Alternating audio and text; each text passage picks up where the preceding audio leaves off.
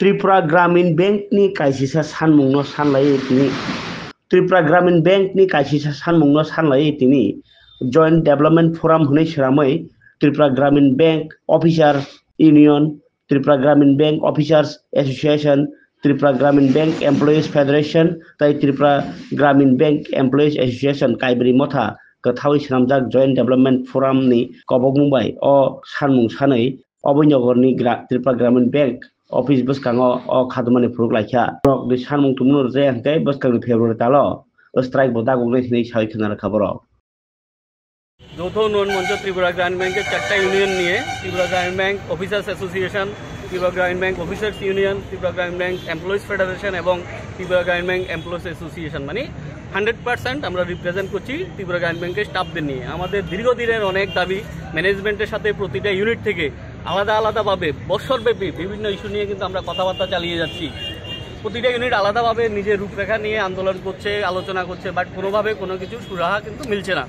আমরা তাই বাধ্য হয়ে যৌথ সংগ্রাম মঞ্চের ব্যানারে এসে সবগুলো ইউনিয়ন আবার আমাদের মূলত 10 দফা দাবি নিয়ে আজকে আমরা এই আন্দোলনে সামিল হয়েছি। আন্দোলনে সামিল হওয়ার জন্য আমরা কিন্তু চেয়ারম্যানকে গত 17 ডিসেম্বর আমাদের দাবিসমূহ নিয়ে এবং কি কি কর্মসূচি থাকবে এগুলো নিয়ে ডিটেলস একটা দিয়েছি, মানে নোটিশ দিয়েছি ওনাকে। ওই মোতাবেক আমাদের কর্মসূচি শুরু হয়েছে, বিভিন্ন ধরনের কর্মসূচি। আজই ওটার পার্ট হিসেবে আমাদের ধর্ণা প্রোগ্রাম। এই ধর্ণা প্রোগ্রামে আমরা কিন্তু আজকে কোনো ব্যাংকিং পরিষেবা বন্ধ রাখিনি। আমাদের একটা উদ্দেশ্য ছিল, যেহেতু আমাদের ইন্টারনাল ইস্যু যতগুলো সম্ভব ম্যানেজমেন্টকে বুঝিয়ে আলোচনার টেবিলে এনে এগুলিকে সমাধান করা যায় কিনা, এই কারণে কিন্তু আজকে আমরা কোনো এখনও মানে প্রথম অবস্থায় কিন্তু কোনো ব্রাঞ্চ বন্ধ বা কোনো অ্যাডমিনিস্ট্রেটিভ বন্ধের ডাক দিইনি। এই কারণে আমাদের আজকে ধারণা ছিল আমরা শুধু 100 থেকে 150 লোক জড়ো করেই আমাদের কর্মসূচি করব শুধুমাত্র। যদি আজকের আন্দোলন থেকেও এখানে এই ডাক থেকেও যদি ম্যানেজমেন্ট সাড়া না দেয় তাহলে কিন্তু আমরা আগামী দিনে স্ট্রাইকে যেতে বাধ্য হব। তখন কিন্তু কাস্টমারদেরও একটু হয়রানি হবে, আপনাদের তখন সহযোগিতা লাগবে যাতে কাস্টমাররা আমাদের পাশে দাঁড়ায়। আমাদের দাবিগুলোর মধ্যে মুখ্য একটা দাবি ছিল আমাদের ট্রান্সফার পলিসিটা নিয়ে। ট্রান্সফার পলিসি কী হচ্ছে, এই ম্যানেজমেন্ট আসার পরে নিজের মতন করে বদলি নীতি করছে। আমরা বলছি না, সুষ্ঠু বদলি নীতি করতে হবে। নাবার্ডের একটা গাইডলাইন আছে যে সবগুলো ইউনিয়নের সাথে আলোচনা করে যাতে পলিসিটা বানানো হয়, ট্রান্সফার পলিসিটা। তারপরে আছে গ্রামীণ ব্যাংকের, আপনারা দেখেছেন কিছুদিন আগে একটা ব্রাঞ্চ উদ্বোধন হয়েছে, ভালো, খুব ভালো, নতুন নগর শাখা মডার্ন হয়েছে। বাট আমাদের দাবি শুধু একটা দিয়ে তো হবে না, সবগুলি ব্রাঞ্চের ইনফ্রাস্ট্রাকচার ডেভেলপ করতে হবে। ডেভেলপ করতে গিয়ে ধীরে ধীরে হয়তো ঠিক আছে ডিস্ট্রিক্ট হেডকোয়ার্টার বা যেগুলো সাব ডিভিশন হেড সেগুলোকে একটু ভালোভাবে করতে হবে। অনেক ব্রাঞ্চ আছে আমাদের গ্রামে যেখানে এখনও মেয়েদের জন্য, ওগুলির দিকেও একটু খেয়াল রাখতে হবে। শুধু আমি শহরের 1-2টো ব্রাঞ্চকে একদম ভালোভাবে করলাম এগুলি দিয়ে হবে না। আমার 150টা ব্রাঞ্চ, আমার উপার্জন কিন্তু ওই 150টা ব্রাঞ্চ দিয়ে কিন্তু আমার ইনকাম আসছে। আর যেহেতু আমি গ্রামীণ ব্যাংক, আমার শুধু রুরালেই কিন্তু আমার বিস্তারটা বেশি, ওইখান থেকে কিন্তু আমার মেন বিজনেসটা আসে। এগুলি মূলত। দ্বিতীয়ত আরেকটা মুখ্য দাবি আছে যে গ্রামীণ ব্যাংকের গ্রাহকদের যাতে ঋণ প্রদানের সরলীকরণ করা হয়। রিসেন্টলি দেখা যাচ্ছে ছোট লোন নিতে গেলেও কমার্শিয়াল ব্যাংকের মতো নিয়ম নীতি হচ্ছে। কমার্শিয়াল ব্যাংকের মতন যদি নিয়ম নীতিগুলি একদম হঠাৎ করে লাগু হয়ে যায় তাহলে কিন্তু কেউ গ্রামীণ ব্যাংকে আসবে। আমরা জানি যতই আমরা চেষ্টা করি যে 1 নম্বরে পজিশনে যাওয়ার, বাট এসবিআই বা পিএনবির সাথে কম্পেয়ার করতে গেলে, তুলনা করতে গেলে আমাদেরকে আরও মজবুত হতে হবে। এখনও আমরা ওই জায়গায় যেতে পারিনি। চেষ্টা করছি, আমাদের হিউম্যান রিসোর্স খুব ভালো, একদিন আমরা 1 নম্বরেই যাব। বাট হুট করে যদি এখন থেকে এত রেস্ট্রিকশন নিয়ে আনে তাহলে কিন্তু আমরা ব্যবসায়ী করতে পারবো না। সাধারণ গ্রাহকদের, যারা গ্রামের গরিব লোক, তাদের ছোট ছোট ঋণ প্রদানও অনেক অসুবিধার সম্মুখীন হতে হচ্ছে ব্রাঞ্চগুলিকে। এগুলি তো ব্রাঞ্চ লেভেলে কেউ আর ম্যানেজমেন্টকে তুলতে পারবে না। এই কারণে জয়েন্ট ডেভেলপমেন্ট ফোরামের পক্ষ থেকেই আমরা কিন্তু ইস্যুগুলি তুলে ধরেছি। আরেকটা মুখ্য দাবি ছিল আমাদের, যে যারা ডিআরডব্লিউ ভাই বোনেরা অনেক দিন ধরে আসছে, আমরা বলছি ঠিক আছে ওদেরকে ন্যূনতম মজুরি দেন। গভর্নমেন্টের যে গাইডলাইন যে একজন অফিস অ্যাটেন্ডেন্ট যেই বেতন পায় ওটা 30 ভাগের 1 ভাগ ওদের পার ডে দেওয়ার কথা, ওটাও ওনারা দিচ্ছেন না, ঠিকভাবে প্রপারলি দিচ্ছেন না। ওদের কোনো পিএফ নেই, সবগুলি ন্যায্য দাবি। আমরা কথা বলতে গেলে ওরা বলে যে ওটা তোমাদের পার্মানেন্ট স্টাফ নয়। কেন কথা বলতে গেছো? আরে ভাই, পার্মানেন্ট স্টাফ নয় ঠিক আছে, আমার এখানে অফিস অ্যাটেন্ডেন্ট আছে 10 জন বা 12 জন, আর আমার ব্রাঞ্চ কয়টা 150টা, ইউএসবি আছে 12 থেকে 13টা, অ্যাডমিনিস্ট্রেটিভ অফিস আছে। তাহলে কাকে দিয়ে ফাইলগুলোর কাজ করাচ্ছি? কেউ না কেউ এখানে নিযুক্ত আছে। ওরা তাহলে ওর জন্য কেউ কি কথা বলবে না?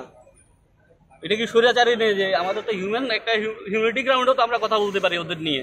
আমাদের একটাই দাবি, ওদের জন্য ন্যূনতম মজুরি প্রদান করতে হবে, যেটা গভর্নমেন্টের গাইডলাইন, আমাদের নিজস্ব কোনো কিছু নেই। সেন্ট্রাল গভর্নমেন্টের যে গাইডলাইন, যে ওইটা মেনেই ওদেরকে ন্যূনতম মজুরি প্রদান করতে হবে। বাট দুর্ভাগ্যজনক, আপনারা যেহেতু এসছেন, আপনাদের সহযোগিতা কাম্য, এটা করছি। আমাদের আজকে দেখুন অনেক ব্রাঞ্চ থেকে, দূর দূরান্ত থেকে ব্রাঞ্চ থেকে সবাই এসছে। আমরা এখানে শেডের ব্যবস্থা করেছিলাম, যেহেতু এই পোর্শনটা ব্যাংকের যতটুকু জানি এটা এগ্রিমেন্টে নেই। আমরা ঠিক আছে, এখানে আমরা আজকে প্রোগ্রামটা পিসফুলি করব। বারবার চেয়ারম্যান স্যারকেও কিন্তু আমরা বলেছি আজকে ধর্নাটা আমাদের পিসফুল ধর্না হবে, কোনো এখানে অপ্রীতিকর কোনো ঘটনা না হয় ওটা আমরা খেয়াল রাখবো। আর তাহলে তো আমরা ব্রাঞ্চে বন্ধ করি, আজকে হেড অফিসের ট্রেনিংও আছে, ওরাও ঠিকভাবে চলছে। আমরা বলেছি আমাদের 150 থেকে 200 ম্যাক্সিমাম লোক হবে, পিসফুলি ধর্না হবে। বাট উনি কিন্তু একটা শেডের ব্যবস্থা করেছিলেন, ওটাও কিন্তু হুট করে লেবারদেরকে ধমকিয়ে সরিয়ে দিয়েছেন। তো এটা দুর্ভাগ্যজনক। যদি ওনার কোনো অবজেকশন থাকতো তাহলে জেডিএফ নেতৃত্বের সঙ্গে কিন্তু উনি ফোনেও কথা বলতে পারতেন যে ওনার কী ইস্যু। এটাই আমাদের বক্তব্য আপনাদের সামনে থাকবে। ওনার কাছে আবার আপিল রাখছি আপনাদের মাধ্যমে যে ওনারা যাতে আলোচনার টেবিলে আসুন, পজিটিভ দৃষ্টিভঙ্গি নিয়ে।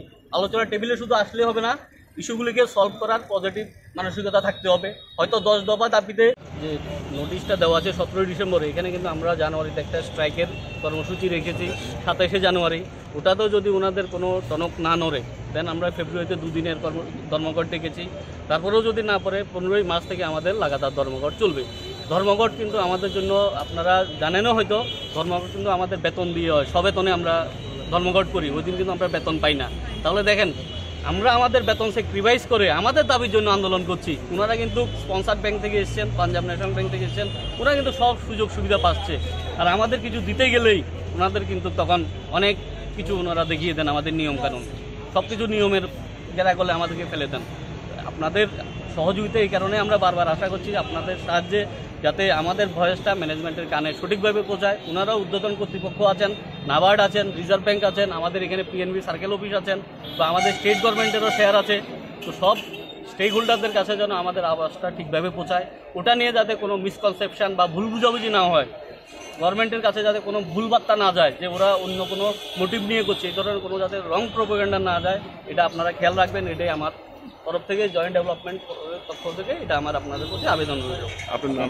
আমার নাম সঞ্জয় দাস, জেনারেল সেক্রেটারি ত্রিপুরা গ্রামীণ ব্যাংক অফিসার্স ইউনিয়ন। আমার পাশে আছেন তনুধর, জেনারেল সেক্রেটারি ত্রিপুরা গ্রামীণ ব্যাংক অফিসার্স অ্যাসোসিয়েশন। আমার সঙ্গে আছেন সুদীপম, জেনারেল সেক্রেটারি ত্রিপুরা গ্রামীণ ব্যাংক এমপ্লয়িজ ফেডারেশন। আর সঙ্গে